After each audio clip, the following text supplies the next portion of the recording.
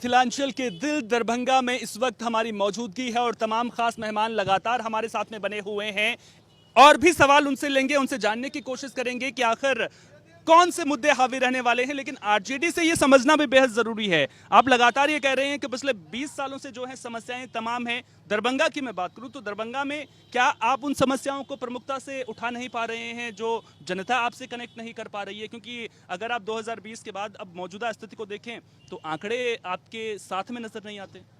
नहीं, ऐसी बात नहीं है। 20 साल में हमको एक काम बता दीजिए कि दरभंगा में हुआ हो, एक कोई काम बता दीजिए। ये कहने के लिए अभी तो कह रहे थे कि कभी फ्लाईओवर बना नहीं, तो जो वहाँ कठरबाड़ी का फ्लाईओवर है वो 5 में उसका शिलान्यास हुआ था और हमको लगता है 9 में वो जाके उसका उद्घाटन हुआ है। तो ये क्या बना था, वो ज़मीन में धंसा हुआ था जो इन लोगों को बुझाता नहीं था। जिसको जो बोलना है करना। यहाँ 2-3 बातें खास तौर से है। नीतीश कुमार जी को लाया ही इसलिए गया था बीजेपी कि जो पिछड़े दलित के जागरण की बात कर रहे थे लालू यादव आरजेडी, उसको दबाने के लिए, उसको ख़त्म करने के लिए इनको खड़ा किया गया और पिछड़ों के बीच का विभाजन किया गया। विभाजन करके जो ताकत पैदा हो रही थी, जहाँ यहाँ जो 3-4% जो सामंती लोग हैं जो उसको बैठने नहीं देते थे, वो इनके पीड़ा का बड़ा कारण है। और सबसे बड़ा कारण इनका है कि ये मैनेजमेंट सेक्टर से, ये कोई वोट से नहीं चुनाव जीतते हैं। आप तो देखा होगा कि बनारस का जो रिजल्ट है वो सबसे आंख खोलने वाला है। 11 लाख कुछ वोट हुआ, अब 12 लाख कुछ की गिनती हो गई। दुनिया जानती है कि ईवीएम से ईमानदारी से पोल हो ही नहीं सकता है।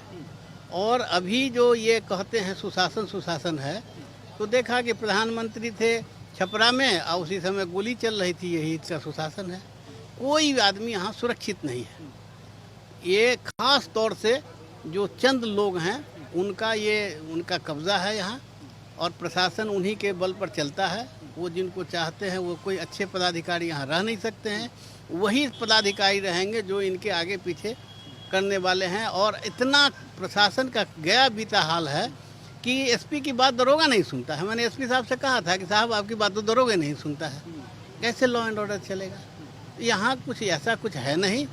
इनको एक ही बात समझ में आती है कि हम कैसे सत्ता में बने रहें। वो कुचक्र में ये महारत हासिल किए हुए हैं और कोई विकास के काम आप 10 साल में एक विश्वविद्यालय खुला हो, एक कॉलेज खुला हो। पढ़ाई की स्थिति इतनी बदतर हो गई है।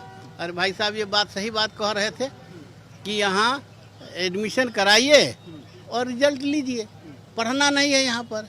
और कोई भी बला जिसके पास साधन है, जिसके पास में उपाय है, वो अपने बच्चे को यहाँ नहीं पढ़ाना चाहता है। यानी कि आप ये कह रहे हैं कि सत्ता की मलाई खाने का काम लगातार यहाँ पर किया जा रहा है। लेकिन मुझे ताज्जुब इस बात का भी होता है ना, जब बीच बीच में नीतीश कुमार जी आरजेडी के साथ मिलकर के भी सरकार चलाते हुए नजर आते हैं, तब क्यों इन मुद्दों को लेकर के बात क्यों? अगर उमेश राय नहीं होता तो डीएमसीएच खत्म हो गया था। पूछ लीजिए किसी से। मैं अकेला आदमी हूँ कि मैं जिला प्रशासन से लेकर के और मुख्यमंत्री के यहाँ तक जा कर के मैंने एम्स का निर्माण डीएमसी से हटा के करवाया। और अगर नहीं मैं करता तो शायद डीएमसी आज नाम का चीज़ नहीं था। इसकी सारी ज़मीनें लेकर के दे दिया गया था, एम्स को दे दिया था। और यहाँ के जो स्थिति है, आप यातायात की बात करते हैं, रोड ऐसे कमी नहीं है। 2004 में बेता चौक से लेके और दिल्ली मोड़ तक का 4 लेन बना, लेकिन ½ किलोमीटर का रोड है जो वहाँ से, या 1 किलोमीटर रोड, उसको अगर खाली अतिक्रमण हटा दे तो जाम का प्रॉब्लम सॉल्व हो जाएगा। लेकिन ये प्रशासन के सरकार के वजह से ये चाह करके भी ये नहीं होने दे रहे हैं और ये लगातार यहाँ के लोग परेशानी में जी रहे हैं। आपको आज के तारीख में अगर दरभंगा स्टेशन से आना हो या बस स्टैंड से आना हो तो 1.5-2 घंटा लग जाता है आम तौर से। तो यहाँ इस पर तो कोई ध्यान भी नहीं है, इनको करना भी नहीं है। रोजगार को नहीं करना है, शिक्षा को नहीं करना है, यातायात को नहीं करना है, खाली डोल बजाना है कि भाई लालू यादव आरजेडी बुरा है। ये उनकी नज़र में समझ में आती है। केवल ये कहने की कोशिश यहाँ पर की जा रही है कि आरजेडी के खिलाफ, लालू यादव के खिलाफ जेडीयू और बीजेपी के द्वारा प्रोपोगेंडा सेट करने की कोशिश यहाँ पर की जा रही है।